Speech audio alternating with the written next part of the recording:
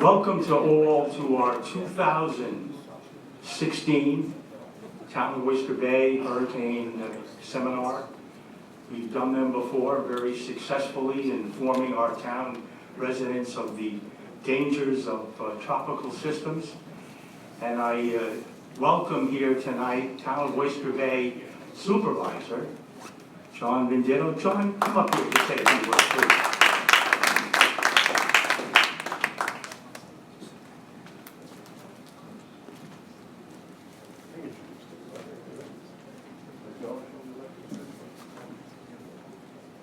Right, one of the thoughts I had, maybe to help us along tonight, even though we don't have what we commonly call civilians in the audience, is we could talk to each other and inform each other. You probably see each other many times during the course of the year, but communication never hurts. So anybody who wants to stick around and come forward and talk about their role in emergency situations, hurricane situations, would work very well. The only thing I would contribute to tonight, I was the Oyster Bay Town Supervisor in October of 2012, right? 2012.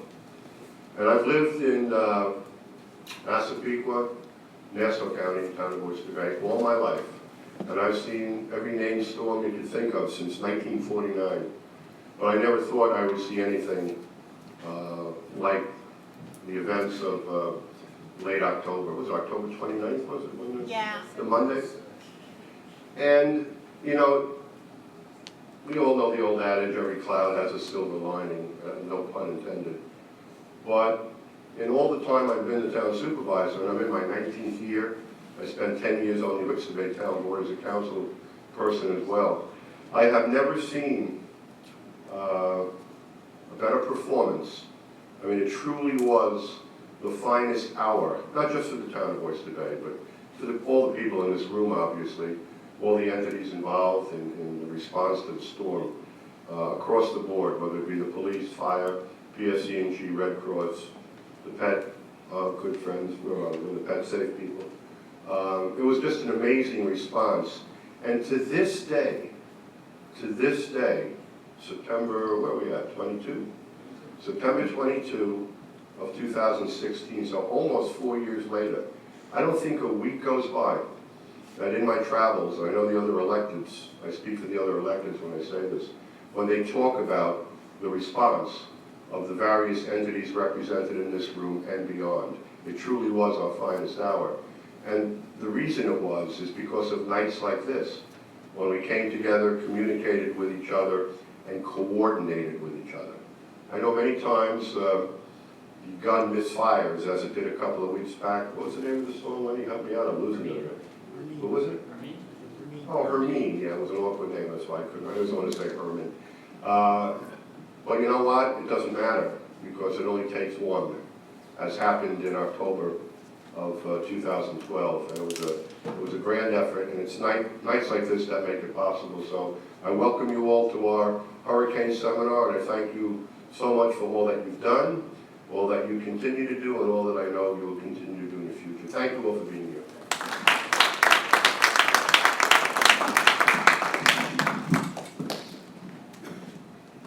I just came back from the National Hurricane Center about 4 weeks ago, where I had the good fortune of going out to lunch with Max Mayfield, former director of the National Hurricane Center during Katrina.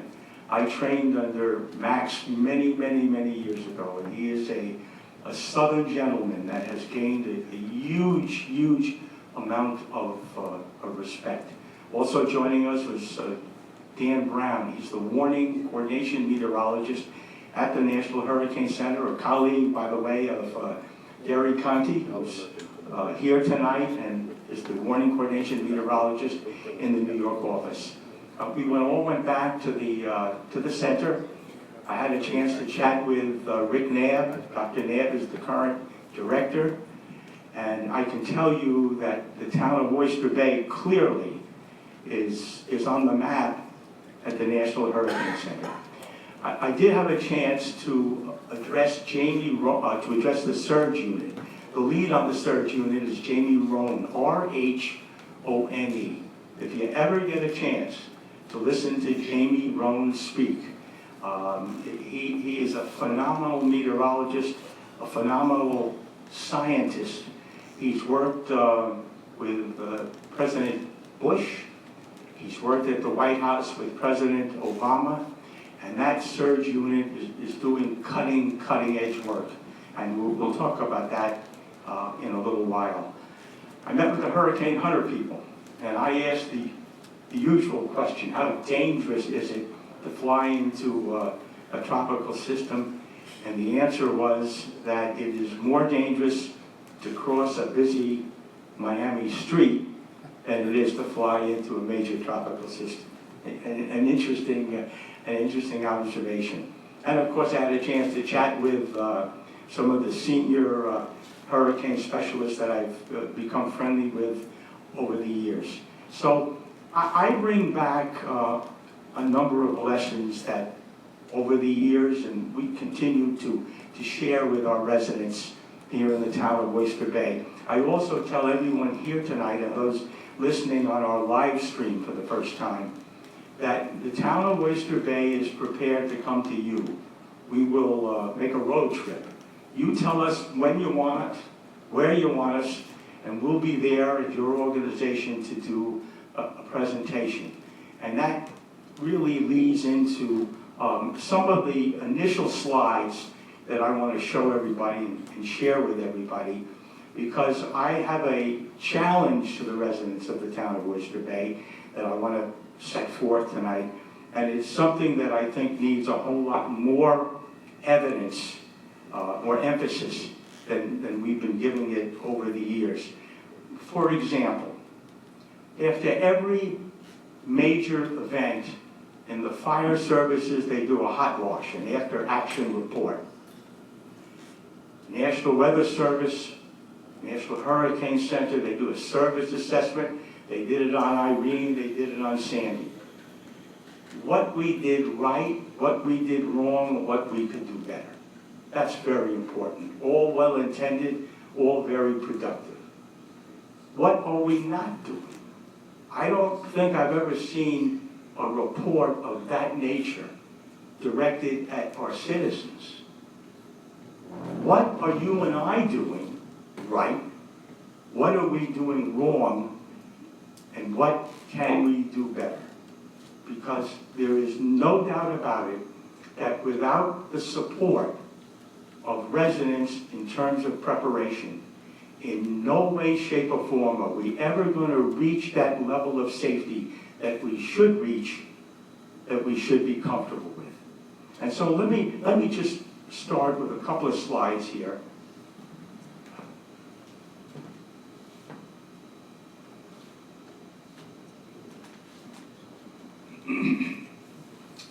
Let me read this together. Various levels of government in the United States have spent tens of billions of dollars and countless man and woman hours in achieving national preparedness. That's a truism. It's also true that Americans have slowly handed over the responsibility for their safety and welfare, in large part to government, which in some ways has encouraged negative mindset. We've become indirectly enablers. And the conclusion is that America will never truly mitigate the terrible consequences of disaster events until all citizens are individually prepared.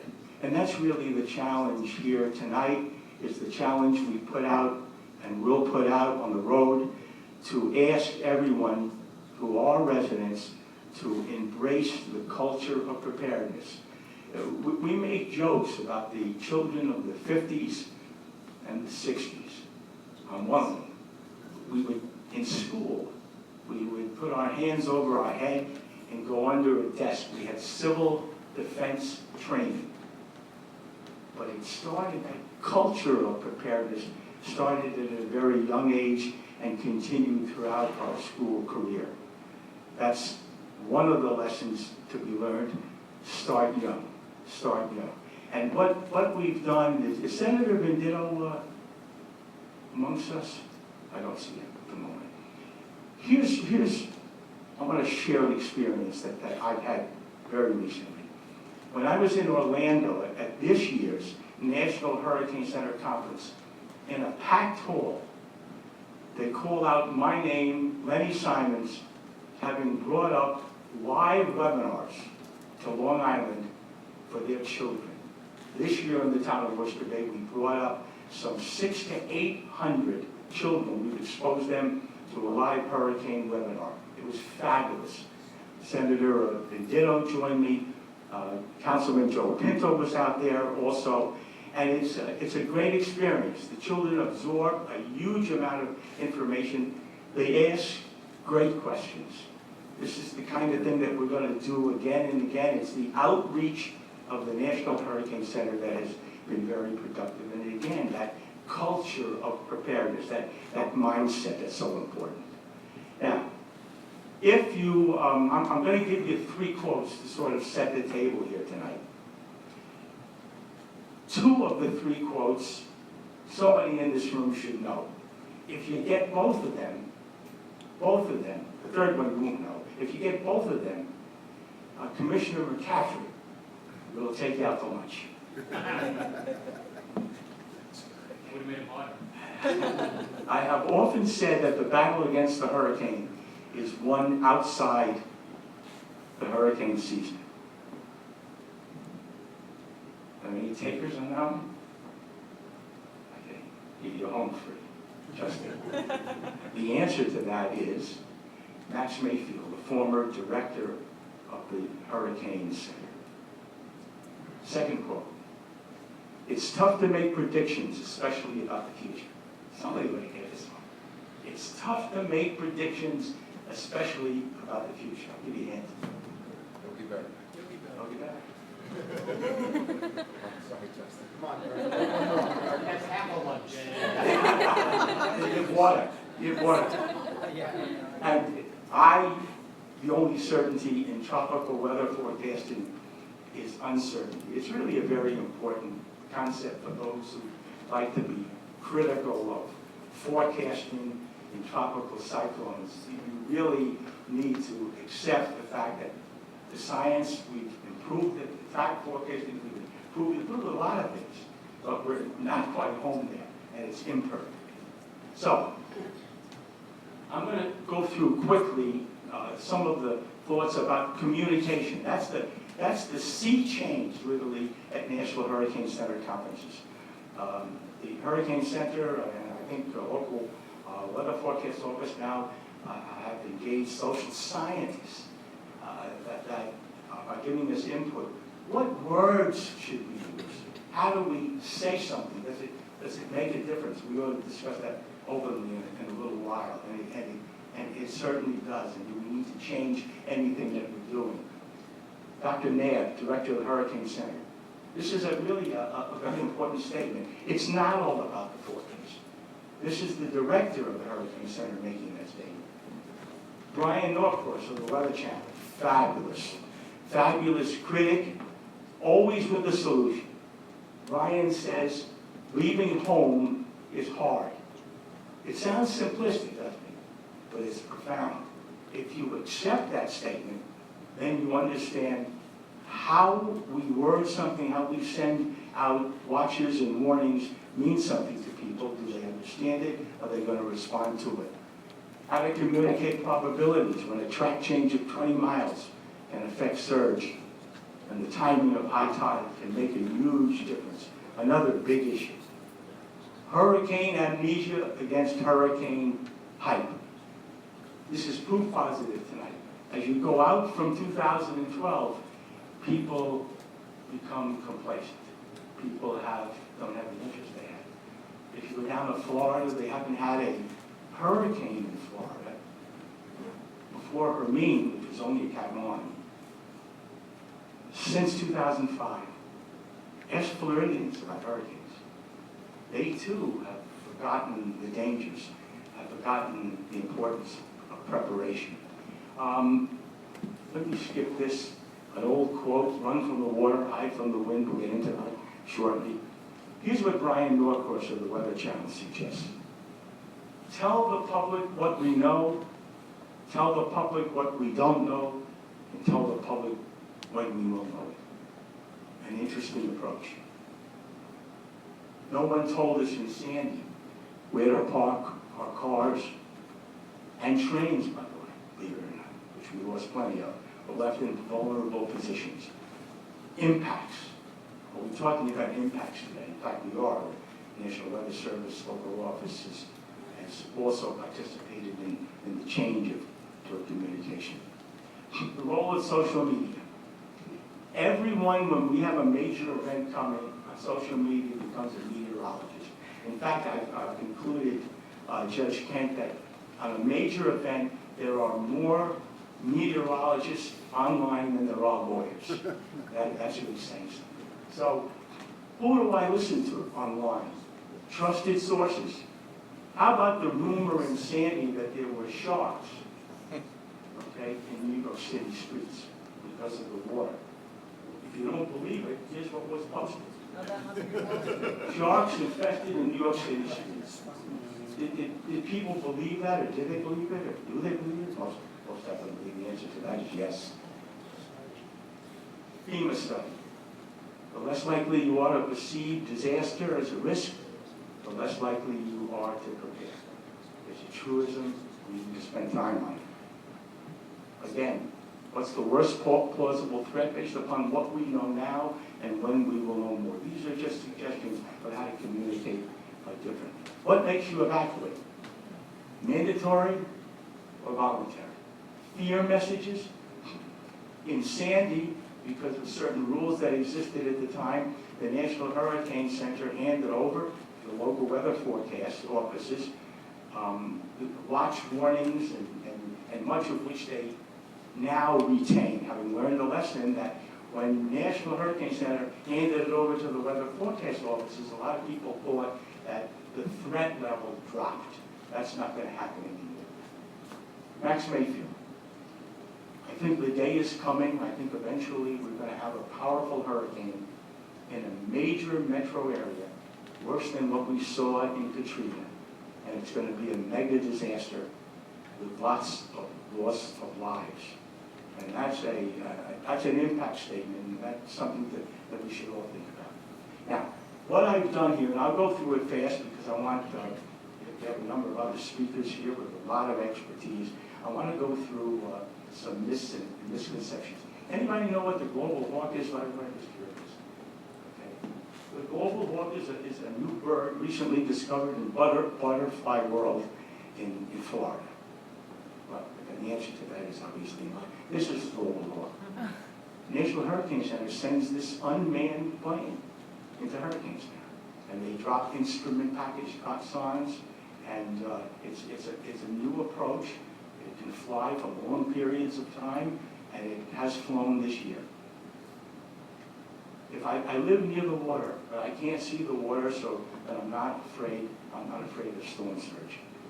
If you believe that, you put yourself in harm's way. Anybody in the future that says to you it's only a tropical storm, so there's nothing to worry about, what should be your response? Your response ought to be what planet you're living on. Sandy was not a hurricane when it got here. It was a hybrid kind of a system. At public safety in Syosset, with sustained winds of 40 to 60 miles an hour with a gust of 82. But look at the damage that Sandy caused. So when somebody makes that statement, remind them. Follow the long, skinny line. Max Mayfield told me this 20 years, taught me this at the Hurricane Center 20 years ago. And you will know where the storm is going. If you believe that, you should take a look. You need to call Gary Conti at National Weather. He'll give you a call. It wasn't $1 Here's the long, skinny line. The storm is just not a dot. It's not a skinny line. It has widespread impacts. Stay away from following the long, skinny line. The cone of uncertainty. Every on-air weather person shows the cone, along with the long, skinny black line. Does anybody know what the cone means besides Eric Conti here? hurricane can go anywhere in that track. That's close.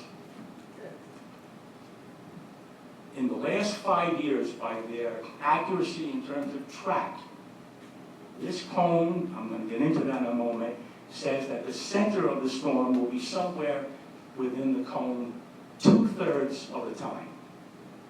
If you're good in math, Kathy McGarry, you good in math? No.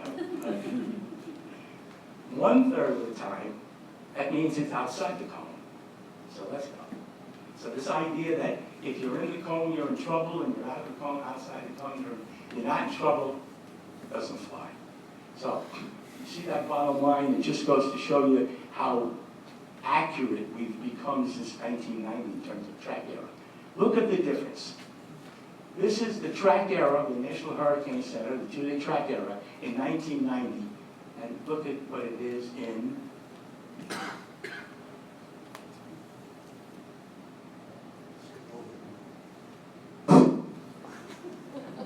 here we are with the cone, and this will give you a good example.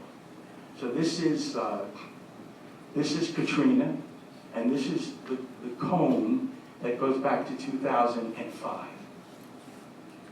This is the same cone in the 2015 version. The cone got skinnier. So the cone, in fact, is on a diet. So now you have more people looking at the cone, more people believing they're outside the cone, when in fact that should not be connected to preparation. Impacts way outside the cone. And supposing the cone rides the left edge or the right edge, but supposing that storm is outside of the cone. So impacts have way outside. It's not an impact rapid. Nobody really explains that. How about the spaghetti plots? I like my pasta al dente. Some of those lines are nowhere near my homemade sauce anyway. Here's the spaghetti plots. The average citizen should, why they show this is beyond me. I'm not going to get into what they are, what they mean, and the reliability, and the most important ones usually are not shown, and what is being shown could have little to do with the storm that's present. So disregard the spaghetti pots. I really want to protect myself. So my supplies include matches, candles, and masking tape. And if I survive, I'm going to Graceland. I am going to Graceland, by the way, next month. Here, National Hurricane Center. A couple of years ago, had a major offensive on going tapeless. Putting tape on your windows, waste of time, and actually leaves more readers. Again, battery operated, don't bring candles. When I was in school, I did very well. When it comes to numbers, I know what I'm doing. If there's 25% chance for a tropical storm, winds, it means there's 75% chance for none. No need to panic, no need to prepare. If you're hooking and tying preparation into probabilities and percentages, don't. Surge is like a tsunami, a high wall of water like when you have an earthquake. And there's nothing out there to tell me whether my area will be flooded except my own eyes and ears. And I know an earthquake when I see one. Of course, it's not that high wall of water, number one. And number two, there are new products from the National Hurricane Center. We have always had watches and warnings for wind. We now have watches and warnings for surge. We have maps, actually, that will tell you, inundation maps, where the water will be, how high it will be above ground level. I want to play just a couple of minutes of this. Justin, can you, this is live shots of Hurricane Katrina surge.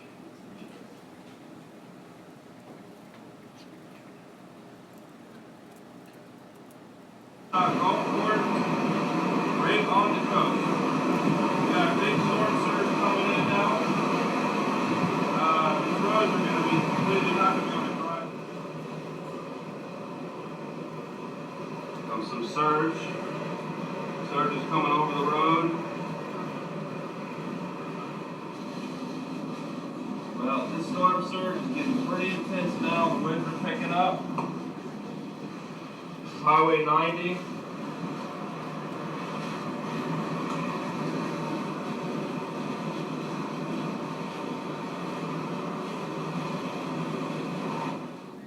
Well, we had to make it back to the hotel. Here's the current radar loop. We're in Gulfport.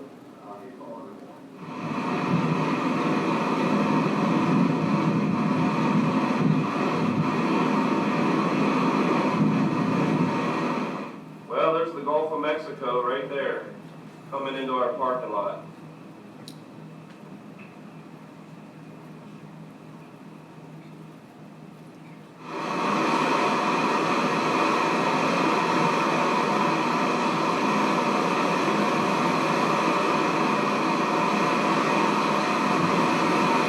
Dam pressure 966. It is currently 9:15 Eastern Time.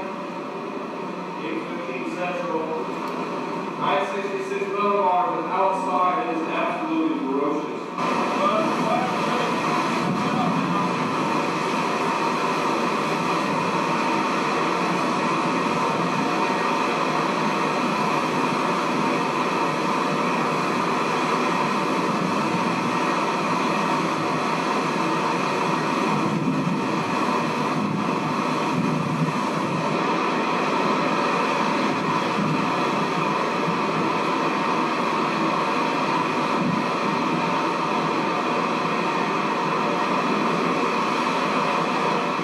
Water's coming up to the first floor now. Water's coming in. These are live shots in Gulfport, Mississippi during Katrina. It's amazing. We really don't have a lot of time tonight to go through the whole thing, but this is in a hotel, the water on the first floor. Things are floating, cabinets are floating, couches are floating, chairs are floating.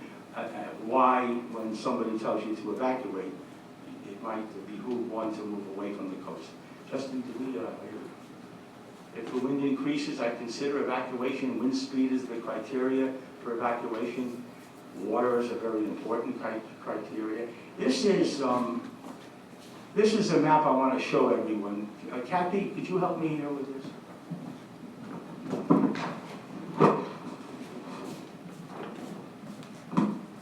This map is widely distributed. I don't want to say by whom, but it is incredible that the map is still going out to the general public. And if you look carefully on this map, it's color-coded, and it's related to category of storms. So an average resident is going to look at this map and say, if I'm facing a Cat 1, the water's going to come thus high. If a Cat 2, Cat 3, and so on and so forth. So people are then looking at this map and making decisions as to whether or not they're going to evacuate based upon category of the hurricane. What's wrong with that theory? In 2009, the National Hurricane Center decoupled, separated category and storm surge. You don't need to take a course in meteorology. All you need to be reminded of is what happened in Sandy, how far that water came up, and Sandy was not even a hurricane.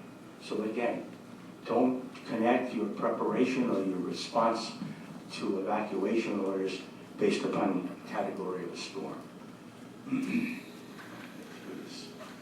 The sun is out. It's too early to prepare. I think as the crow flies, it's about 480 miles from Cape Hatteras to Long Island. If a storm is only moving at 20 miles an hour, and oftentimes they accelerate faster, that means the storm will get here in 24 hours. That is the center of the storm. And about 12 hours before that, okay, you start experiencing, or could experience tropical conditions. So the idea you can wait, not a good one. This is an interesting graphic. What kills? Most people in surveys believe it's wind. Take a look at this graphic from 1963 to 2012. It's overwhelmingly water that kills. Run from the water hide from the wind. Strongest winds are typically on the left-hand side. Another myth is on the northeast quadrant, the strongest winds. This is an important concept that I'm going to ask 25-year veteran of the North Massapequa Fire Department, Kurt Ludwig, to weigh in on. If the water starts to rise, like they call it, a surge, I'm calling 911. Once more, I know Fire Commissioner McCaffrey, former chief of the Massapequa Fire Department, Gange, I'm sure they'll come get me. Kurt Ludwig, you have a lot of experience in the fire department. What say you? Well, when conditions get to a certain point, wind-wise, we are staying in place until it passes for us to go out. So if you're thinking that the fire department's going to cover all costs, you might want to think again. But there comes a time that conditions will prevent you as the fire department. The same thing is true as the police department, to safeguard first responders. The same thing is true of PSEG Long Island. There comes a time when you come down, you shut down, because conditions are too dangerous. Everybody has to understand that. This is an interesting thought. Someone told me that the Euro model if it didn't have the data from 14 polar orbiting satellites, the 5-day forecast would have had Sandy missing the Northeast. So for people who say that satellite data is not important, take a look at this graphic. This is what the European model forecasted. This is what it would have missed without the satellite data.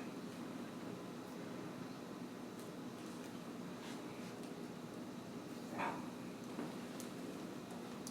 I can't tell you in Hermine that just threatened us, and I can't tell you in storms before that, people constantly compare one storm to another. A very dangerous move to compare Hermine with Sandy, to compare Hermine with Irene, and using numbers, and it depends what numbers you're using, and half the people don't compare apples with apples. This is an example of the mayor of New York City, okay, and his support team making a statement in Sandy as to what he thought would be a proper comparison.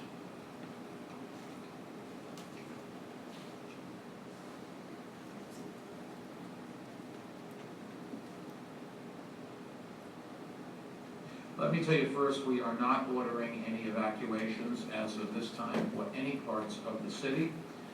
We're making that decision based on the nature of this storm. Although we're expecting a large surge of water, it is not expected to be a tropical storm or hurricane-type surge.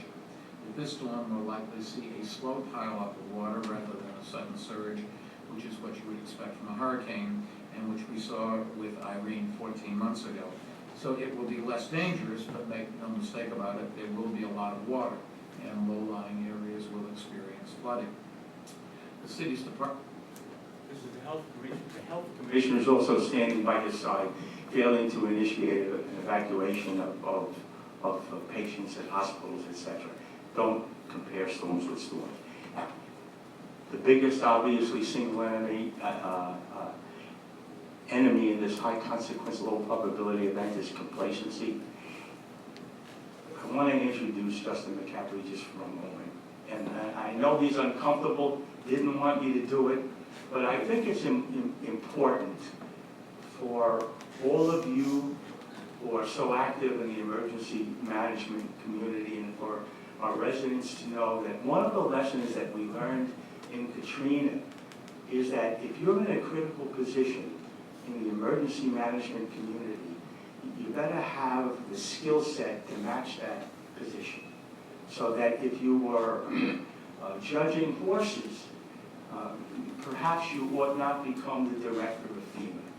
Let me tell you the decision of John Vendetta, a supervisor in the town board, when they selected our Commissioner of Public Safety, Justin McCaffrey. Intel Division, New York City Police Department, 20 plus years.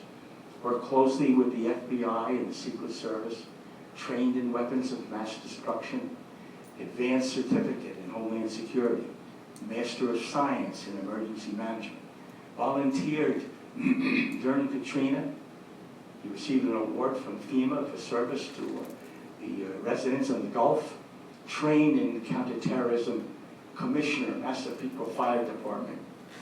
And he wrote a thesis on the lessons learned from Katrina and Sandy. And it's a fabulous, fabulous document. We're lucky to have him. He's the Commissioner of Public Safety for the town of Oyster Bay, Justin McCaffrey. Thank you, Len. I would ask my mom to come if I know it's going to be that glowing. Like Len said, my name is Justin McCaffrey. I'm the Commissioner of Public Safety. I'll be brief. We have a lot of interesting people I want you to hear from. Len mentioned I just wrote my thesis on Hurricane Katrina and Hurricane Sandy, and part of it was, what did we do wrong, what did we do right, did we learn any lessons? Probably one of the, I'll shorten my 168-page thesis down to a few seconds. Probably one of the most important things was leadership and cooperation between government agencies and our partners in the private and state and local, federal. That didn't exist during Katrina. I worked for FEMA at the time down in Katrina. Where you saw that video from was from Gulfport. That's where I was. But probably one of the most important lessons we learned was poor leadership, leaders afraid to make decisions from the local mayor all the way up to the President of the United States, made critical mistakes, and the governors and things like that, and just poor planning, poor management. And probably, like I said, the biggest takeaway from that is that here in Oyster Bay, we're trying to overcome a lot of those mistakes. We work very well with the police departments, the fire departments, our villages, the town, the state, the federal government, our water districts, all of our private partners like the Red Cross and PetSafe and things like that. So that's probably the biggest takeaway that I would take, that we need to communicate. We need to plan for these disasters. We need to train for them. And we need to look forward and be prepared for these things to happen. Here in Oyster Bay, we're doing those things. What I do in public safety, we kind of coordinate the town's response to any disasters, working, like I said before, with the police, the fire department, our water districts, our towns, our villages, all working as a team.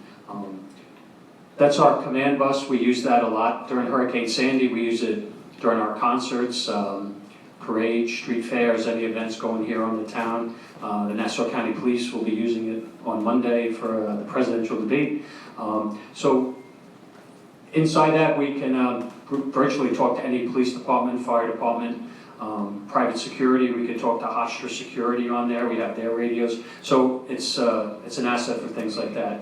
At 150 Miller Place, that's kind of where we work at it. This is our command center where we're watching 168 cameras throughout the town of Oyster Bay, and coordinate again with all of our partners and that we move forward with.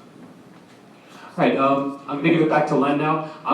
We'll be here all night if you have any questions or anything like that. We'll be here. And Len, I just want to thank you for your dedication in public safety. Len kind of heads up our emergency management department, helping me with our mission. He's our weather go-to guy whenever we have our weather questions. He's our main contact with Gary and the rest of the weather service. And he's passionate about the weather and emergency management. It's a true love, and I just wanted to take this opportunity to thank you for all you do and your dedication. Very kind to come up here and join me. I can't say enough good things about the warning coordination meteorologist in the New York Weather Forecast Office. Max Mayfield was right. He said, listen to the guys and gals in the New York office. They know what they're doing. Gary has a tremendous amount of patience. He handles all the conference calls in our major events. He has supported the town of Oyster Bay anytime and any place I've ever asked him. And I am delighted he's here tonight and to share his expertise with us. Thanks very much, Lenny. I'm actually going to have to go back here to the PC and try to get the presentation that we have in here.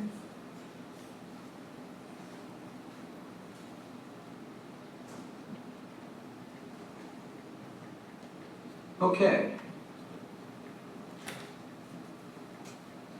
So Lenny did actually cover a lot of meteorological material.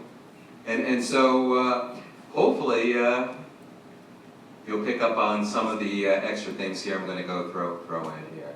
National Weather Service is under the National Oceanic and Atmospheric Administration, and that is under the United States Department of Commerce. Our mission: save lives, minimize property damage, enhance the economy. And that's through the issuance of accurate and timely outlooks, watches, warnings, and advisories for all types of weather hazards. So the one thing I can tell you for sure is you've heard the National Hurricane Center mentioned a lot of times, and the Weather Service not only works with the National Hurricane Center, but at the forecast office, landfalling systems, they spawn tornadoes. Some of them can bring torrential rain, and some of them can bring very high waves that result in high surf that cause dangerous rip currents. And so we work with a number of national centers, and they include the Storm Prediction Center, the Weather Prediction Center, the Ocean Prediction Center, and for the areas, typically in upstate New York, northeast New Jersey, river forecast centers for guidance on how quickly rivers may overflow their banks, and of course, surrounding weather forecast offices as well. The national and the regional centers, they cover the big picture, providing the forecast and guidance. And as Lenny had said too, climate is what you expect, but weather is what you get. I think everybody knows here that weather is not an exact science. There is definitely forecast uncertainty. You heard the forecast error cone mentioned a couple times. Well, Hermine jumped out of that cone a few times. And so we're there basically to provide 24/7 coverage on what's happening, how things are changing, and what the local impacts are. And so you're looking at the service area that we have in effect for, small area, but I don't think I have to tell you, lots of people. And the demand for the information is definitely critical. That's what the forecast office looks like on a nice sunny day. And we only have, to be honest with you, a total of 21 meteorologists on staff operating 24/7. And that's for the 20 million people that we have responsibility for. If you think weather has been rather active, it has. So if you go back only to 2005, and you may notice, hey, didn't we just have a big storm last year, and the year before, and the year before that? And I'm not just talking hurricanes, I'm talking winter storms. And even if you think of last winter, it was a mild winter, but we still had a gangbuster winter storm. In fact, if you haven't noticed, almost every winter season is bringing us big storms. And so we've actually had 31 presidential disaster declarations in the area that I just showed you since 2005. That's a lot. So Irene, no one even mentioned Irene, but Irene's impacts were the first dry run of surge here in Nassau County. The impacts were a little bit greater across Long Island, and just to the north of the island, we actually had surge water level 4 to 6 feet, sweep homes, right off of Cozy Beach in New Haven. And then, of course, Sandy. And Sandy really did change, essentially, the entire landscape. Not for, I mean, it did for Nassau County, but for New York City explicitly. This was a storm where the folks in the city have never, ever experienced the surge that happened with Sandy. And it was simply because the wind field associated with Sandy was so large that all of the water basically just pushed right into our shallow continental shelf. A couple of quick definitions: tropical storm watches and warnings. And so the last two big events that had big impacts were not hurricanes, as Lenny just mentioned. And whether it's a tropical storm or a hurricane, we do look for all preparedness activities to basically rush toward completion before the onset of tropical storm force winds.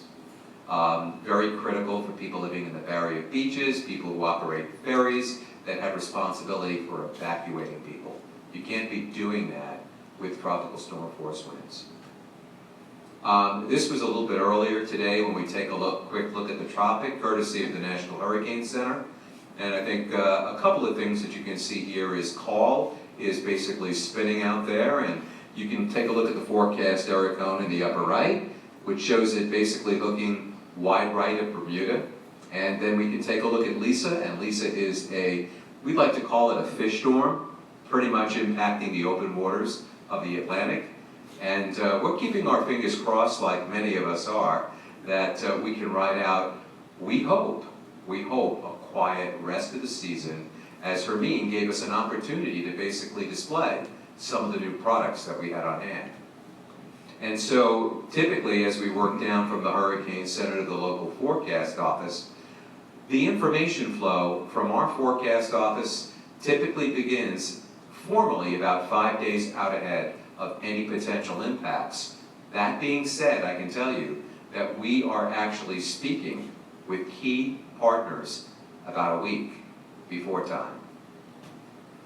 And some of the types of information that are issued by the local forecast office, you can read them up there.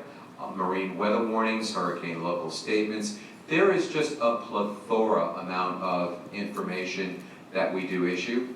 The National Hurricane Center updates their advisories every 6 hours, 5 a.m. and p.m., 11 a.m. and p.m., with intermediate advisories in between when watches and warnings are in effect. So let's talk just a little bit about Hermine. Hermine was very, very difficult to predict, and you probably have noticed, I don't know this whether you have or not, but even Julia, that was a tropical storm off the coast, has been swirling around for weeks off the southeast and the southern mid-Atlantic coast. Been very, very difficult because of very, very weak steering currents aloft. So the area was under pretty much the northern fringe of a weakening system that was moving erratically. As a matter of fact, when you take a look at weather patterns that go back as far as you can go back, storms typically do not loop at latitudes above 35 degrees north. Hermine did. So we're seeing things we haven't seen before in the past. Rather interesting weather patterns in the past. So the track forecast uncertainties here led to low to medium forecast impact uncertainties. But the impacts did include, you can see what's mentioned, some dangerous rip currents, high surf, beach erosion, and just minor tidal flooding. We were fortunate. This is an example of our new beach experimental webpage that shows you essentially dangerous rip currents along our barrier islands and Atlantic-facing beaches, along with our surf zone forecast. Hermine, you can take a look at the different tracks uncertainties here. And the interesting thing here to note is these are 24-hour positions as Hermine was actually coming off the coast of North Carolina. I believe that's the 11 a.m. advisory on Saturday, and we can jump every 12 hours. And to be honest with you, the National Hurricane Center was having a tough time keeping up with exact track to Hermine. It didn't matter whether you looked at 12, 24, 36, 48 model outputs. The models were having a very, very hard time. And again, this is basically pretty much, again, to show you the longevity of this and how the tropical storm warnings actually evolved with time. And it didn't have much of an impact, and that's simply because of the winds. So if you wanted any kind of wind impact, you had to go out way to the east. And I know we did lose some tree limbs. There were some power outages out across the Twin Forks. When you take a look at the total time period of the storm in southeast Connecticut. I won't get to the hurricane local forecast statement, but this is one product that we had a chance to look at. And this is called a Storm Surge Watch. And when this came out, it's a prototype. It caught everybody's eyes. And we have a lot of people looking at it, even local area elected officials. And so the terminology that was used with this is there was a chance, actually a 1 in 2 chance, that water could rise to at least 3 feet above ground level in the area that's shown. It doesn't mean that entire area, but somewhere within that area. And once we are getting to 3 feet above ground level, we're using that actually as a benchmark for life-threatening flooding. And so our elected officials specifically wanted to know what life-threatening flooding is. So what we typically do is the way we describe it, minor, moderate, major. When we talk about coastal flooding, the upper left picture is basically showing you minor flooding, 1 to 2 feet of inundation. The middle picture, moderate tidal flooding, 2 to 3 feet of inundation. The last picture on the upper right was actually from Irene in New Haven, where homes were actually swept off of New Haven Harbor with water of 6 feet above ground level sweeping in. So we did have Irene, we did have Sandy, neither of which was a hurricane. And for the people who actually did take a look at it, the National Hurricane Center is already asking for you to provide feedback on that type of information. And then I know you can't see this, but you could typically, as an example, zoom in, and it's not to the street level on purpose. You can take a look and see where there's a 1 in 10 chance of actually the water inundating to at least 3 feet above ground level. And what we have going on here is next year, the storm surge watch and warning will become operational. And new in our toolbox next year will be new FCC approved codes for the emergency alert system. So we will have essentially the ability to trigger storm surge watches and warnings through the emergency alert system. And that's new for next year. And that will also be true with wireless emergency alerts.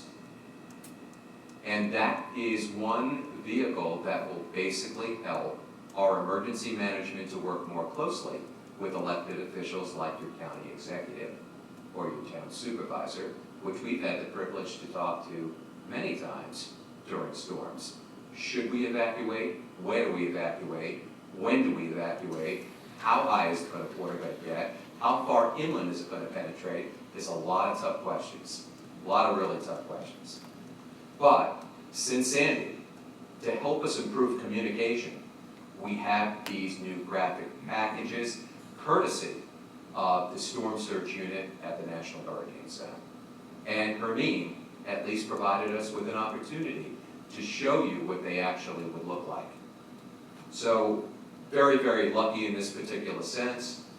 We do issue a tropical cyclone product which is used to trigger the emergency alert system and to generate crawls for the television sets. Hopefully you never get to see what we call an extreme wind warning. The only thing that would qualify is the 1938 hurricane, and that would be for a hurricane equivalent to a Cat 3 making landfall. You don't want to ever see that. And in terms of the automatic dissemination of warnings, I think I pretty much went through it.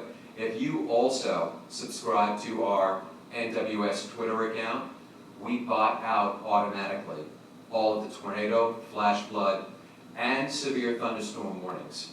And they too can be generated even though we may have a tropical storm watch or warning up.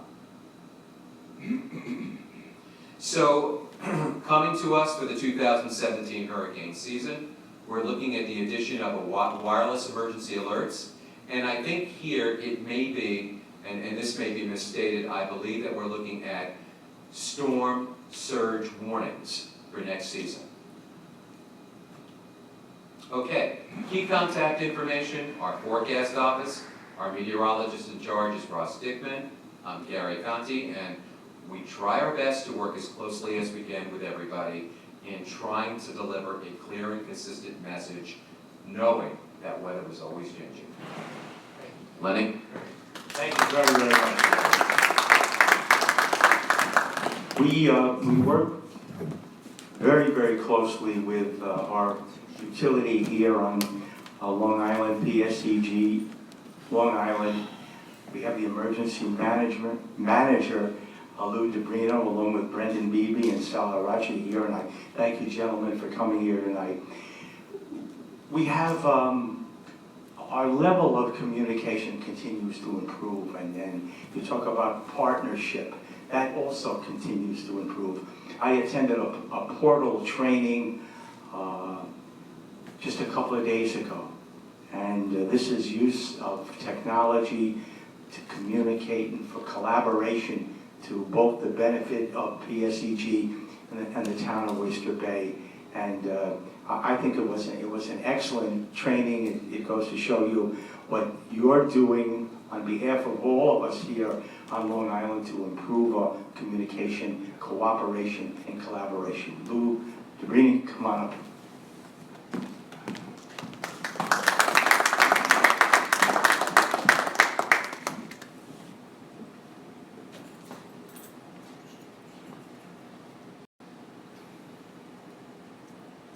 Okay, good evening, everybody. As Len said, I'm Lou Debrino, Manager of Emergency Preparedness at PSCG Long Island. I'm just going to spend a few minutes tonight. I'll just take you through some of the things we do to prepare in terms of when we have hurricanes or tropical storms or other weather approaching, and talk to you about some of the tools that we have available for some of the residents or some of our partners that they can access when we do see storms coming. So just a little bit about who we are. I think everybody knows PSCG Long Island's been in around now. It's coming up on our third year. At the end of December, we had taken over for the former Keyspan, National Grid, etc. And just like put this up just to reinforce, and it's the same theme that others have been speaking to tonight, is that we at PSCG Long Island are committed to enhancing our restoration response. And really we've done a lot since some of the storms such as Sandy, Irene, to really improve the way we respond after emergency, and especially how we communicate with our customers and other key partners. Just in terms of a little background, the way that we do respond when we have outages on the system, we do have a systematic approach that we follow. So we do need to first get out and do repairs to our transmission lines and our substations and some of the high voltage distribution lines before we can even get into the neighborhoods and where the wires come in to affect our residents. So very often in the first few days after a storm, you may not see our trucks in your neighborhood, but it's really by design. We've got to get the lines that are bringing the power to the neighborhoods back first before we can restore power to the homes and businesses. As I said, it's comprised of many different components, and this, as I said, it just talks a little bit more about the approach we follow. We also do try to restore some of our large outage jobs first, so areas where we can get more customers on is part of our restoration priorities. But as important, we do focus on areas of public safety and health facilities. So the first few days after the storm, there's a lot of emphasis on getting the hospitals back, water pumping stations, sewage treatment plants, police, fire departments, nursing homes, etc. As you would expect, these are important to the communities we serve as well, so it's important that we do at first, put restoration priorities in these areas. Commercial customers, businesses tend to come back first, and that's really because where they're situated on our system, so they tend to be on the main lines that we serve and outside the neighborhood. So they do tend to get restored before our residents and our residential customers, which then follow further down in the restoration. Just in terms of challenges, I think anybody knows when we have a large storm, very often they'll come up the East Coast, and we're not built to handle a storm, a large storm with the resources that we have day to day. So like all of the utilities, we do rely on support from our neighboring utilities. But when a storm is coming up the coast, what you'll see is all the utilities are kind of watching the same storm and holding on to resources. So it's difficult to get those resources until the storm passes and those other areas feel that they're out of harm's way and they can release resources out to help us. In certain cases, when we do reach out for resources, when we know that we have a storm coming, we're forced to take resources from further away. And it takes time for them to get to Long Island. It's difficult. We have one way in coming across the bridges. They often have to travel long distances. Quite often we'll get even resources from Canada or further out west across the United States. And when they come here and they're traveling with heavy equipment and big trucks, it just takes some time to get them on the island. Debris from trees and other objects. So a lot of times before we can actually even put the wires back up in the air, we do have to remove the trees. We have to take down wires, poles, etc. out of the way so we can begin restoration. Safety is a big emphasis of what we do. We work with a very dangerous product out there. So in order to do that, we do have to sometimes de-energize an area before we can put the wires back up safely. Our crews work 16-hour shifts in hazardous conditions. And as I said, in lots of times, we have crews that come and support us from outside the service territory who really aren't that familiar with the service territory. So just some additional challenges we're up against when we are trying to get the lights back on in some of these larger storms. Some of the things that we've been doing to make the system more storm resistant, LIPA was awarded a FEMA fund of $729 million. LIPA owns the transmission and distribution system on Long Island, and as a state entity, they were awarded this federal grant money. We've been using that money to really, as I say, try to make the system more resistant to storm conditions. We've done a lot of work in terms of using bigger poles, shorter cross arms, so that when trees come down, there's less of an impact on our wires. We have some additional switches, automated switching we've been adding, so that when we do have outages, we can kind of segregate them and cut the area that's affected to make it smaller. We've elevated substations, especially in flood-prone areas, to try to get it out of harm's way. And just been doing a lot of things, as I said, to try to make the system more resistant in the event that we do get hit with a storm. And you've probably seen a lot of work as you drive around Long Island. There's a lot of trucks out there. An awful lot of work, as I said, with $729 million. A lot of capital improvements going on there, but all that I think will position us much better in the event that we do get hit with another storm. It's sort of for younger children, we can go on, and there's some lessons in here to talk to them about storm safety and again, preparing for storm. This is something new that we just launched. It's a partnership with United Way and 211. It's called Be Ready Long Island. Again, access to additional information about being prepared and being prepared for disasters, what you can do before and after. And then one of the other things that I think is very useful, we've got a whole series of just short videos that you can access through our website, and you can see them up across the top here. We've got videos that tell you how to prepare your family, what you can do, how you would evacuate, how you can stay in touch with the utility, whether through mobile applications on the phone, iPad, or just calling in or the computer. And then there's some good information on our restoration process. So again, these are out there. I encourage anybody who has an interest to take a look. There's some good information now, before a storm hits, and you'll be better educated, when and if a storm does hit. That's it. Jabrino, thank you so much. Next on our speakers tonight is a member of the Nassau County Police Department. I have a unique perspective of our department, not only because I've worked for years with them in terms of emergency management, but I was an assistant DA in Nassau County in the County Court Trial Bureau. I've tried homicide, rape, robbery, organized crime. I've been inside the game, so to speak, knowing firsthand their expertise and their professionalism. We have a very fine Nassau County Police Department. And here tonight is Deputy Chief Kenneth Lack, and who's going to talk, among other things. I just want to show of hands. Ken, come on up.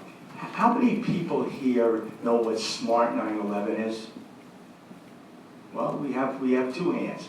If you would have asked me a few months ago before I heard Chief Skrinicki, my hand wouldn't have gone up either, because I didn't have a clue what Smart 9/11 is. But it's important to know about it, and we have Deputy Chief Lack here to tell us about it. Thank you, Chief. Thank you very much, Lynn. So, from the police department's perspective, hurricane preparedness is really about two things. It's about communications and preparation. We start preparing in the police department about 5 days out. And I have a 96-page guide that we use within the department to help prepare us for that. And we learned a lot during Sandy, particularly with the storm surge. We acquired a number of vehicles from the federal government from the 1033 program, mostly that can go through standing water, 4 feet, 5 feet, 6 foot water. We can get to areas we normally couldn't get to with the traditional police cars, although the police cars will look very nice, they're not getting you anywhere a normal car will get you. So, as Lenny was saying, the Smart 911 program we started about 2 years ago, and I'll leave some cards here. This allows you to pre-register anything you want to with the 911 system. So when you call 911 from your cell phone or from your home phone, you can really pre-register anything. That your house flooded during Sandy, how bad was the flooding? That the people in your house require electricity constantly for some type of medical equipment, or you have special needs children in the house. Really anything you could think of that's particular to your family, how many residents are in your home. So when you call 911, all that information is immediately available. And one of the other things we can do with this system is we can proactively, when in part of our storm preparation, we can geofence a lot of this information within the system. So we could call you, we can do those reverse 911 calls and give you specific information about your area regarding flooding or any other type of emergency that's in your area. So it's a very useful tool. We've had a number of people sign up for it, but we can always use the advertising for your help to help us get the word out. It's an excellent program, I highly recommend it. But that was really what I wanted to tell you. Does anybody have any questions at all regarding Sandy, or I'm not going to talk about hurricane prep. I can't nearly match the expertise of the gentleman who spoke before us. But anybody have any questions about the police department? It's all confidential, am I correct? In other words, Oh, this is, yeah, it's all confidential. It's a very secure system. It's an encrypted system. Anything you put in here is strictly stays within the police department. It's complete. When you do your profile, the profile could be for really anything. It really walks you through a script based on maybe emergency medical needs or any other type of special needs you have in your home. But it's been a very good program, a lot of success with it. But we've been very busy lately with the debate. We're almost there on Monday, and anybody have any questions about the police department? As long as I'm here, I'd be happy to answer anything. Not a question, just a thank you. Your department is, like Lenny said, the tops in the country. I had the pleasure of going through the police, civilian police academy, and what I saw there is what I reaffirmed what I knew, but you guys are the best, and we appreciate all you do. Well, I appreciate that. Thank you very much. And the reason we're successful, what I tell people, is we're only a successful police department because the citizens are our partners. The most successful police departments have great relationships, not only with the other levels of municipal government. Even Sandy is a great example of that. I can't think of one town, village, organization that we didn't work with inside OEM. And it was a big disaster here on Long Island. But I tell you, one thing that mitigated the disaster is we are a resource-rich area, and we have some very talented people here at all levels of government in OEM, and it was a pleasure working with everybody. It certainly made the disaster recovery much, much easier. Thank you very much.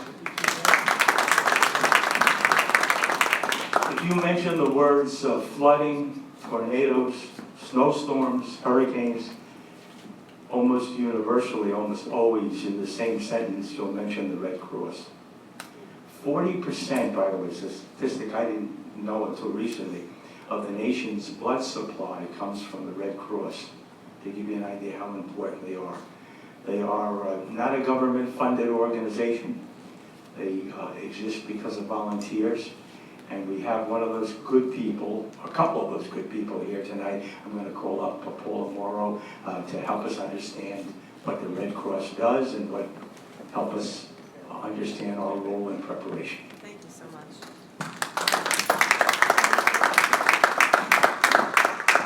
Thank you, Lenny. Thank you very much for inviting us.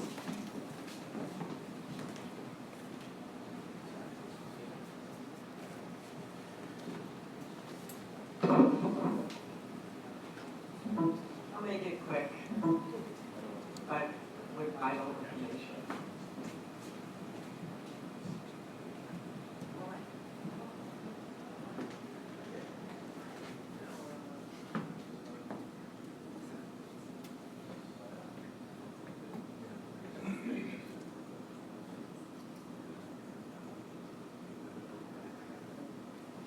Okay, so I'm with the American Red Cross, and we're all about emergency service, okay?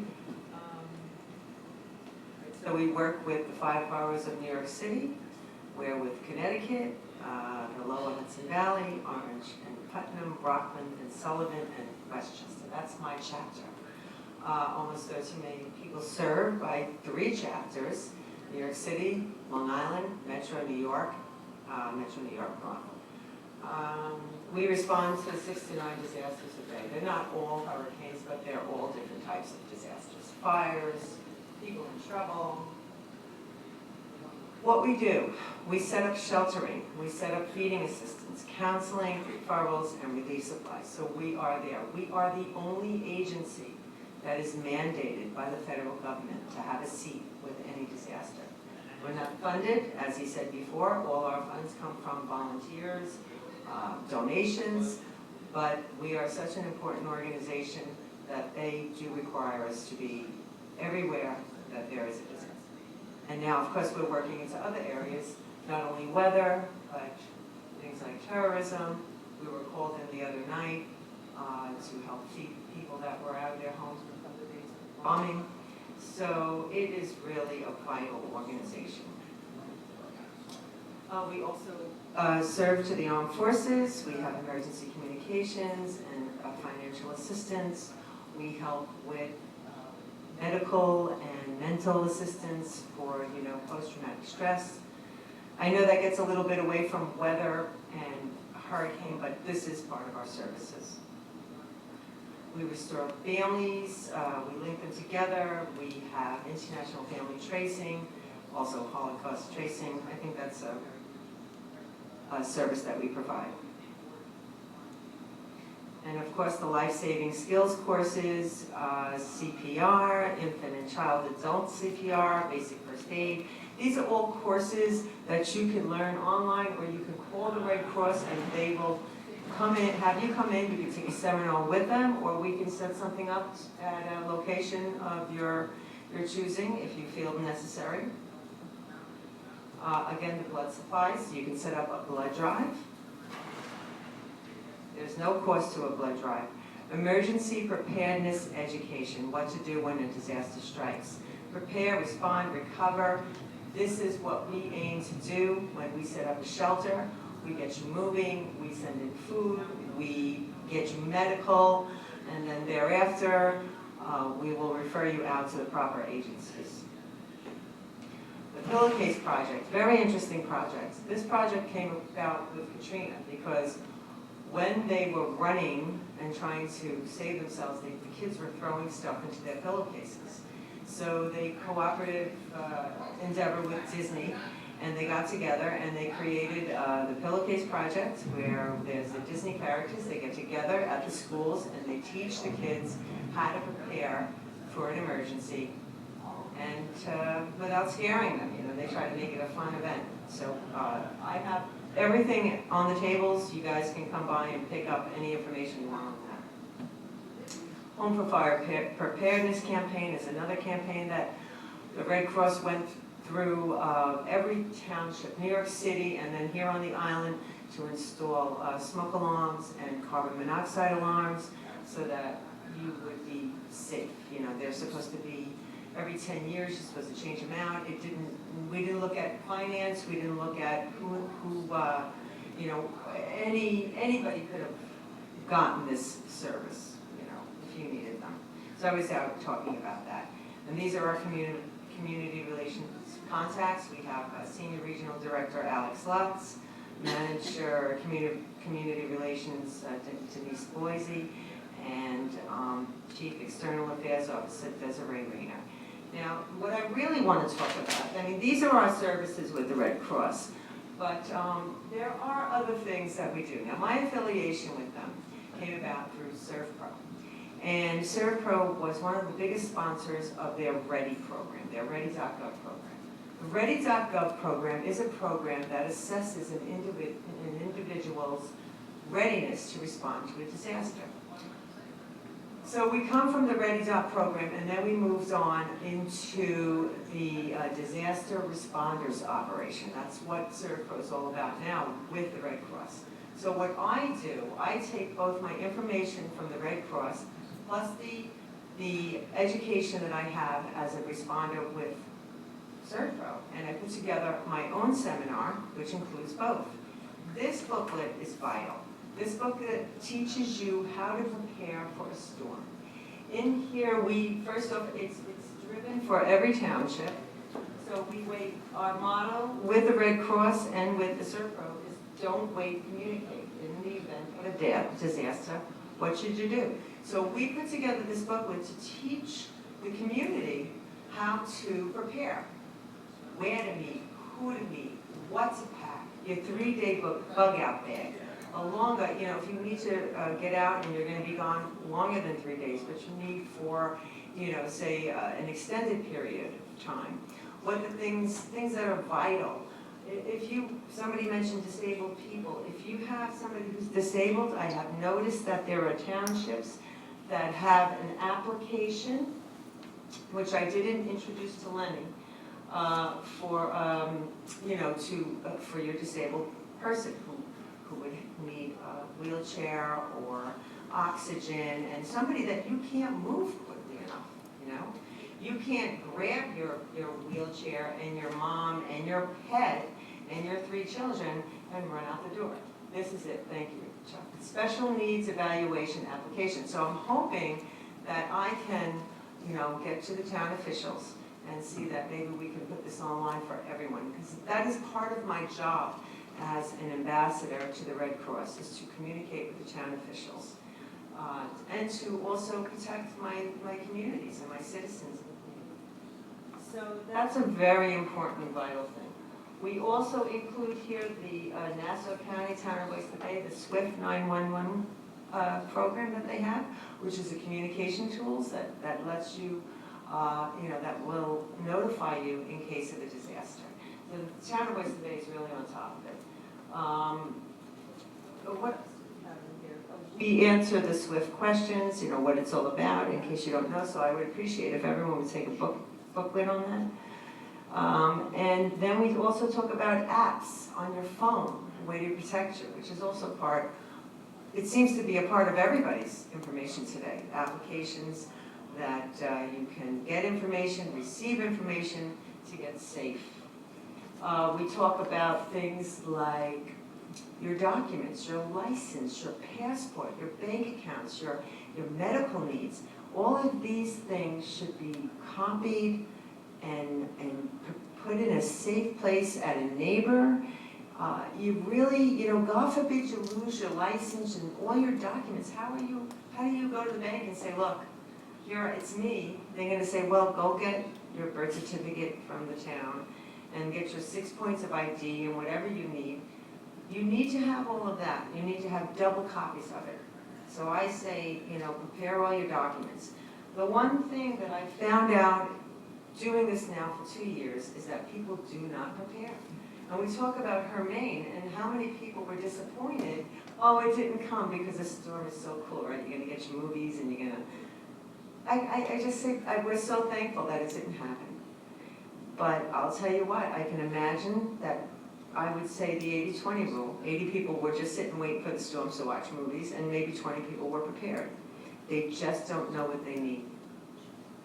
So I keep trying to push for safety and for preparedness. And hopefully that will be something that we can keep moving. And if anybody wants my help, anybody would like me to come into a seminar, I'm very happy to do that on behalf of the Red Cross and on behalf of my company. I just feel that it's vital. It's just very vital. There's so much information in here. I mean, even to make a plan to say, if you know something's happening and you practice this with your family, where do we meet if there is a problem? Do you know that person's last communication if they don't show up there? What do you do after that? What supplies do you keep in your house? What do you keep in your car? What do you keep at work? And then also, again, your pets. I mean, there are shelters that will take pets, in case of an emergency. So that's very important. You can't leave your pets out there. So many pets were left with Katrina and even Sandy. Just terrible things. So it's very important. Communication is very important with your family and your friends to protect yourself. God forbid you left your house without your insulin. It's over. So you have to be really prepared. And the weather is changing so much We have no ozone layer, and, it's just crazy. So I'm a little bit nervous, but thank you for having me speak, and we're more than happy to help. Thank you so much. Last but certainly not least, for those of us with pets, I can tell you that if I lived on the shoreline, and I don't, I live in Plainview, it would be no chance of me leaving my dog if I had to go to a shelter and abandon that pet. He's a member of the family, and I think most people feel that way. So to enlighten us and to give us some hope of what's going on today, Beverly Propel from PetSafe. Thank you. And my colleague, Liz Fox from PetSafe. We are the co-directors of the PetSafe program, and some of you know us as, forgive my voice, as PetSafe Coalition. We have merged with the Nassau County SPCA. So we have pooled our resources. We ran a shelter for the pets of Nassau County during Hurricane Sandy and Irene. And just 2 weeks ago, we also had a shelter set up for people who might have had to be evacuated for Hurricane Hermine. Fortunately, we did not have to activate that shelter, but it was available. An important point is that pets are not necessarily permitted in Red Cross shelters. And that's why it's important in Nassau County for there to be facilities for people who do have to be evacuated from low-lying areas. And I want to stress this also. We're not just talking about hurricanes. We're talking about any kind of emergency, whether it's criminal activity that shuts down a neighborhood, whether it's an industrial situation where people have to be evacuated from the area, whatever it is. PetSafe, the Nassau County SPCA, is available with our volunteers to set up a shelter if the Nassau County executive determines that this is something that needs to be done. We're not a wing of the government. We don't receive government money for what we do. It's an all-volunteer effort, but we also don't self-deploy. We work closely with government, and to Lenny's point early on about how people have come to rely on government, this is one situation where government works together closely with the nonprofit sector, and that's a good thing. So as we said, PetSafe is an all-volunteer organization. Our main purpose is to enhance responsible pet ownership, to encourage people to make plans, to know what to do with their own pets in case of emergency. Yes, there may be a shelter set up, and I'll tell you more about that in a second, but nobody wants to go to a shelter. They don't have to. And so we encourage people to make plans ahead of time, to know what to do with their animals, to know what to do with other members of the family as well, whether it's to go to family members or friends or people who live in other non-impacted areas. Yeah, as I said, PetSafe has been around for a long time. We have over 15 years experience, actually, in this area. And Nancy, you may remember, some of you may remember Nancy Lynch, who started actually PetSafe. It was first a program of the Red Cross, and when there was an organizational decision to go in a different direction, PetSafe became an independent organization. And now we've re-merged with the Nassau County SPCA. As we've talked about, disasters can be personal, they can be local, they can be regional. They can be anything that comes up, so it's important to be prepared at all times. When we set up the shelter for Hurricane Sandy, we had a lot of people who came in. By the way, we had over 500 animals. We had a lot of people who came in who did not have documentation that these animals were their own. They didn't have proof that the animals had been vaccinated. Vaccination is very important. To have a healthy animal go into a shelter is an important thing so that sick animals don't infect other animals.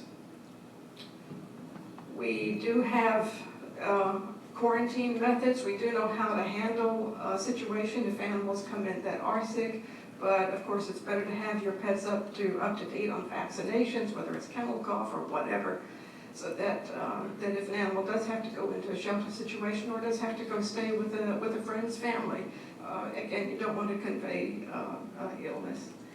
We also found that many people might have had their animals microchipped to identify them, their ownership.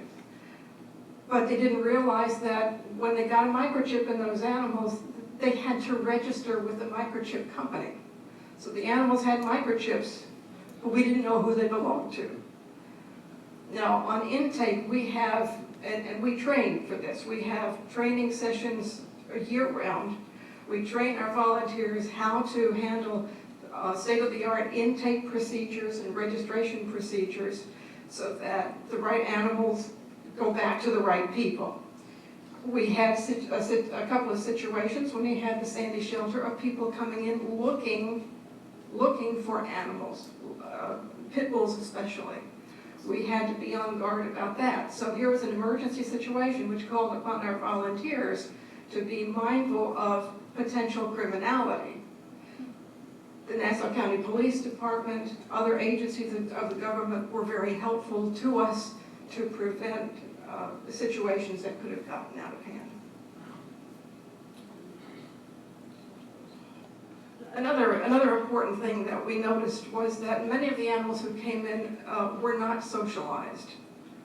So that meant that our volunteers had to take extra care to handle the animals that weren't familiar with being around other animals or other people.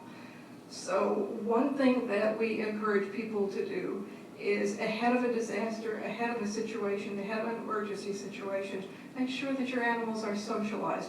Make sure that they're good citizens. Before you can ask a friend or a relative if you can house your pet with them during an emergency, you want to make sure that they're going to be good citizens, that your friend or your relative is going to want them there. Well, the same way with your kids or other people in your families, right? We encourage people to have a go kit. Just as human beings, we need to have a go kit with medicines and things that we need. We also need to have a go kit for animals. I won't go over all the details. We do have a brochure, which you can, with a checklist, so be sure to pick up a copy over on the table. Let's see, of course, in emergency situations, pets can act differently. Animals can act differently. An animal that you think might be very calm in an emergency might act out. So, let's see. They act out, but then afterwards, then they turn around and they become the one that turns over and gives you their belly. We've learned that firsthand. So at the shelter, we had all kinds of animals, of course. Let's see.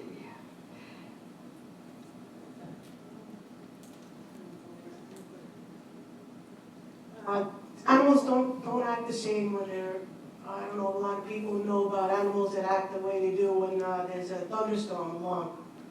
And everyone knows about the thunder shirts and everything else. But first responders, their first responsibility and priority is to help the people, not the animals. So especially if you're an animal owner or animal parent, make sure that you get out of there beforehand so that the first responders don't have to take the time and tell you you have to leave without your animal. The other problem is the animals do act differently. If a first responder feels threatened by an animal, they can take that animal out. You don't want to take that chance. I have a service dog in my house, but during disaster he acted differently. He didn't act like the service dog he was trained to be. So it doesn't matter how much training they've had. If the animal feels threatened, they're going to act differently as well. I think another thing that would be good for you to pick up is we have cards that to receive the SPCA's newsletter. Now, this is not just a marketing thing. What this means is that if there is going to be any kind of activity or an event in the county that's going to have an impact on anybody that has a pet, you will get first notice. Your ear will be to the ground. You can text SPCA to this number, okay? And as I said, as soon as there is something that might have an impact on your pet family member, you will be among the first to know. So I urge you to pick up the card that's on the side over here. The other thing is that if you belong to an organization that would like us to come talk about more details about what to do and how to prepare and what is available, we're happy to do that. We don't charge, maybe we should, but we don't. It's critical for you to know, however, that one thing that is different this year from previous years for people with pets is that Nassau County has a co-located shelter. That means in the same building as people who have to be evacuated, there is a place for those people with pets. Okay? It has taken many years to negotiate that and to put that into place. But we give great credit to our public officials and to the folks in charge of the SPCA who have worked very hard on this. So I think that's, if you have questions, we'll hang around afterwards, and so we're more than happy to answer any questions. Liz? Just as you can see, we're not just for hurricanes or snowstorms. We've been there for all sorts of different disasters. We've also been there to help out when it comes to hoarding cases, where we've been asked to come in and actually help clean up a house and give those people a chance to keep some of those animals. And they have to prove to us for at least a few months along that they keep it that way. So we don't have to remove animals, and we really don't want to remove animals if we don't have to. So if there's a chance, we try to help them. But that's about it. We thank everybody. Thank you for inviting us. I want to thank everybody for staying, and we had an excellent speakers. Does anybody have any questions? Well, we've got one thing that we'd like to just tell everybody about. Go ahead. Hi, everybody. My name is Charles Romano. I'm from ServPro. I'd like to tell you about the emergency ready profile that we offer at ServPro. It's a no-cost assessment of any facility or residence. And what we do is we basically get you prepared on paper anyway for a disaster. Like we will take pictures of all the exits, the parking for our services to come by. And what this does is it puts you on a preferred list that allows us to get to you first in the event of a disaster. Because when a hurricane does hit, we get inundated with phone calls and we can't get to everybody. So you definitely want to be on this emergency ready profile list. And what it does is it helps you get if you do own a business, or in this case the town, and one of the buildings does get damaged, will enable you to get back to business 50% faster than if you weren't ready with this emergency ready profile. Basically, when you talk about ready.gov being an individual being ready and prepared, what about your business? What about your home? What about your whatever building you have? So that's a very, very important thing to think about when you own a business, own a home, or just as a property owner. And again, it's free. And I just want to mention something about pets, because one thing that the Red Cross doesn't do is accept pets into the shelters.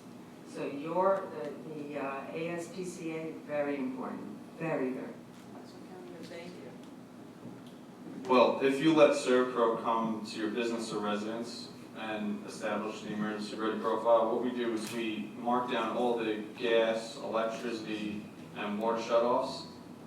And we compile a list of the emergency services in your area.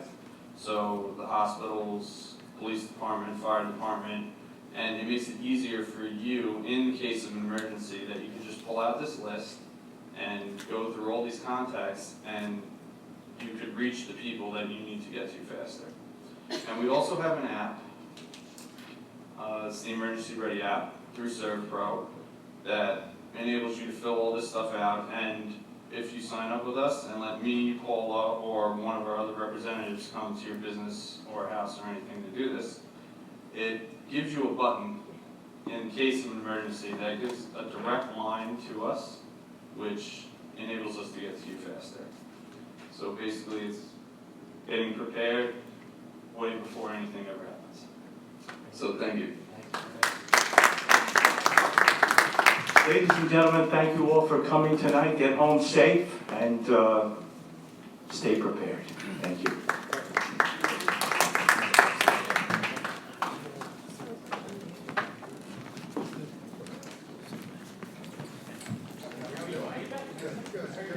Yeah, I decided.